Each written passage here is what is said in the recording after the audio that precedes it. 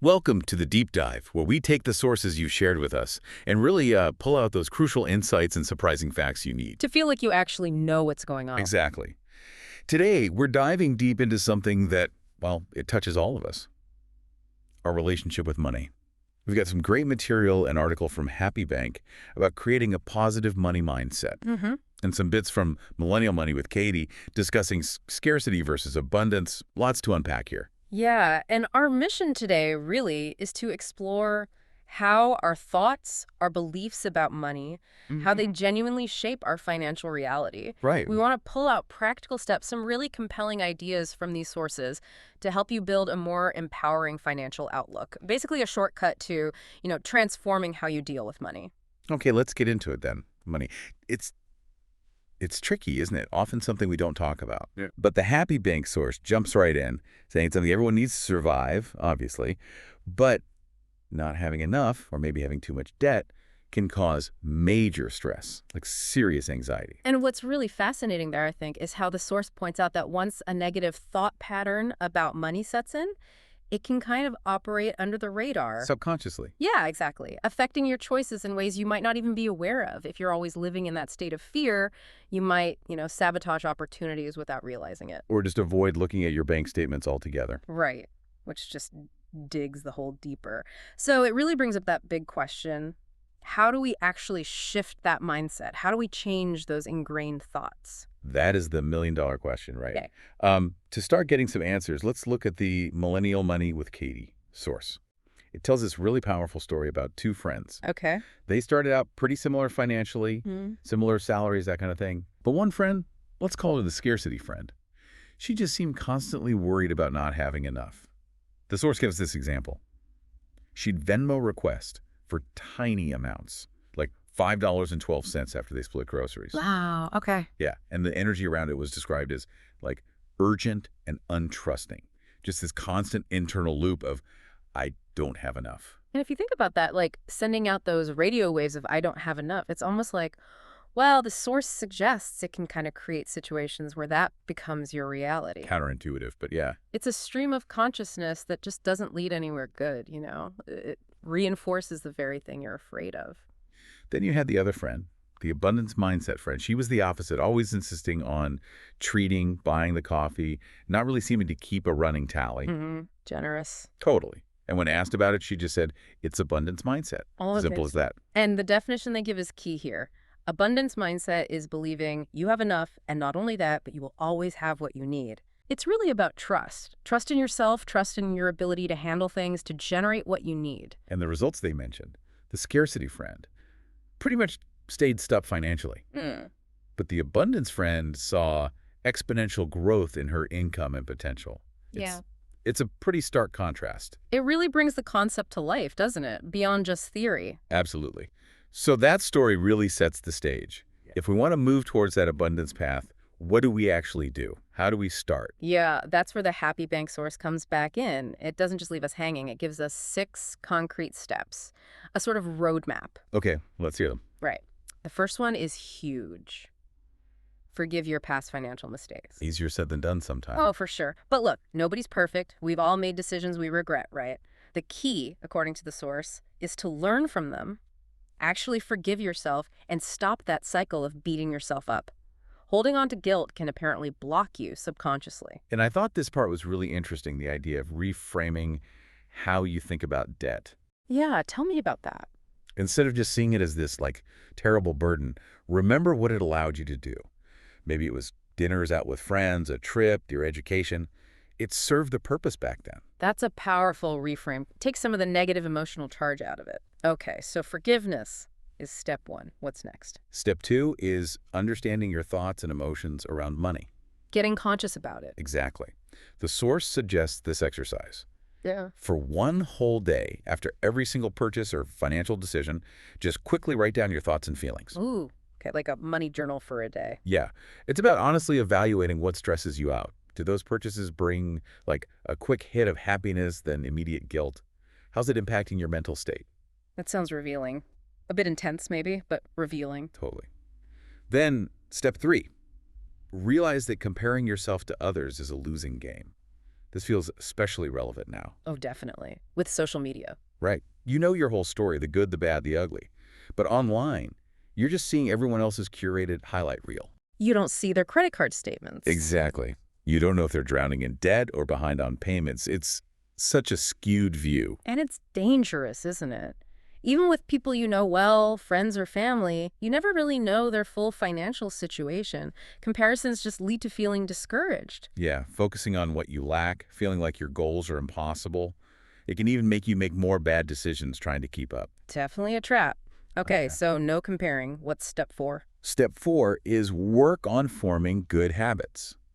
This means actually engaging with your finances, not running away. Facing the music. Pretty much. Mm. Set aside regular time, maybe weekly, to look at bills, check your budget, see where the money's going. Tackle problems head on. Yes, and celebrate the small wins. Set goals that are actually realistic, not some pie-in-the-sky thing. Right, building momentum. And that leads nicely into the next point, which is about budgeting.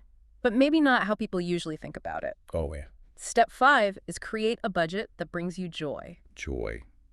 Budgeting. Those words don't usually go together for most people. I know, right? But the Happy Bank source challenges that idea that budgets have to be super restrictive and awful. They suggest a looser budget, one that gives you parameters but still allows for freedom. Okay, I'm listening. They give this rule of thumb. Maybe 50% for necessities like bills and rent, 20% towards debt or savings, and then 30% to basically spend however you want. Guilt-free. 50-20-30. That sounds manageable. And if you find you can't make those percentages work, that's your signal. It's time to look hard at what bills you could potentially lower or even cut out. Makes sense.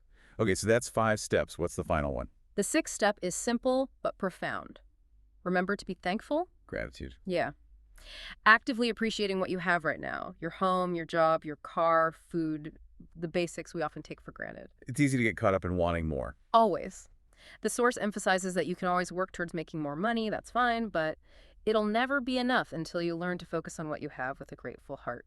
It's about rewiring your focus. Wow. Okay, those 6 steps are really practical. Forgive mistakes, understand emotions, stop comparing, build habits, budget for joy, and be thankful. A solid framework.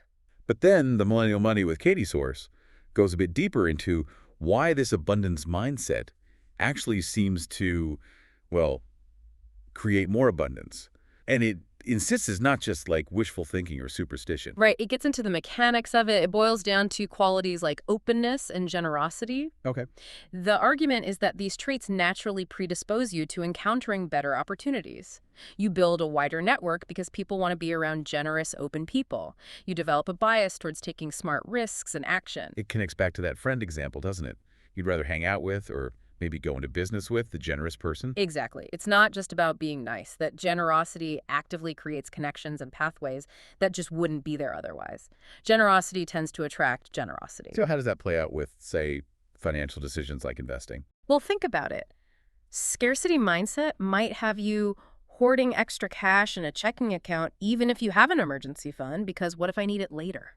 There's fear there. Right, clinging on to it. But the abundance mindset the source suggests reacts differently. It's like, oh, wonderful extra money. I'll bump up my automatic investment transfer. Clearly, I'm outgrowing my old limits. Time to level up.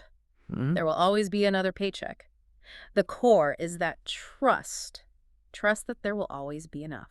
And the source says this belief actually makes you show up differently in life overall. Totally. You become more psychologically resilient. You bounce back quicker when things don't go your way. Like a job rejection. Exactly. You put yourself out there more often because you're not as afraid of failure. It becomes this kind of positive, self-fulfilling prophecy. That makes sense. And things like career growth or building wealth, which take time and consistency, Yeah, you need that resilience.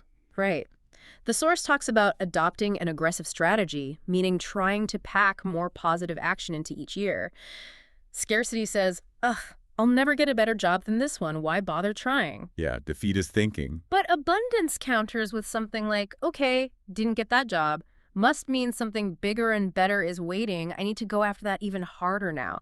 This rejection is just proof it's out there. That's a completely different energy. It really is. And the irony, the source points out, is that the scarcity mindset, while trying to protect you, actually ends up shutting out opportunities. Oh, well, It's that white-knuckle grip. It prevents you from taking the calculated risks that are often necessary for real exponential growth. You see it in careers, you see it in money, like being too scared to invest even though inflation is eating away at your savings. right. Fear of losing overcomes the potential for gain. And fascinatingly, the source says it shows up even in relationships. Okay, now that connection I wasn't expecting. How does money mindset link to relationships and likability? Well, the millennial money source makes this pretty bold claim. What you know only matters if people want to be around you. Oh. Oh. It suggests that a significant part of success actually hinges on, well, likability. It sounds controversial, maybe a bit simplistic. It does, but let's unpack their reasoning. Why would likability matter so much? The argument is that businesses, careers, they involve humans, and humans generally prefer to collaborate with and promote people who are seen as generous, charismatic, cooperative. So it's not just about raw talent or intellect. Not entirely. Obviously, you need competence. But think about it, while you have outliers, like maybe a Steve Jobs type, most successful people blend competence with being generally likable. And the source frames this as good news, because developing generosity, becoming more open and cooperative, that's often more achievable for most people than becoming, a once-in-a-generation genius. It's a skill you can cultivate linked to that abundance thinking. And this loops back perfectly to that friend, the abundance one, going from $38,000 a year to $10,000 a month in just 4 years. Yeah. The source implies it was largely because she trusted her gut, nurtured relationships, operated from that place of openness. It really all seems to start with that core belief it's out there for you, whatever it is, success, opportunity, wealth. Does it have to be spiritual? Not necessarily. The source acknowledges it can have spiritual dimensions for some people, but the underlying principle is presented as more psychological or behavioral. You tend to create the reality that aligns with your dominant mindset. Generosity begets generosity, lack begets lack. Exactly. And it ends with this kind of playful challenge, right? What do you have to lose? What would it hurt to just try trusting, even for a little while, that you are on a path to abundance and then act like it? What would you do differently? Right. What jobs would you apply for then? What chances would you take? Who would you reach out to? It reframes action, and that final line, it's not woo-woo if it makes you rich, right? A pragmatic way to look at it. So, as you, our listener, reflect on your own journey with money, maybe consider this. How much of where you are right now is tied to the beliefs you hold? Beliefs about money, sure, but also about opportunity, about yourself, maybe even about how you connect with others. Yeah, and what if just a small shift in that internal conversation, maybe using some of these steps we talked about, could start a chain reaction, unlock new opportunities? What might happen if you allowed yourself to trust just a little bit more that there really is enough out there for you? Some powerful questions to consider. Thank you for joining us on this deep dive into the world of money mindsets. We really hope exploring these sources has sparked some new insights for you. And maybe given you a fresh perspective to carry forward into your own financial life.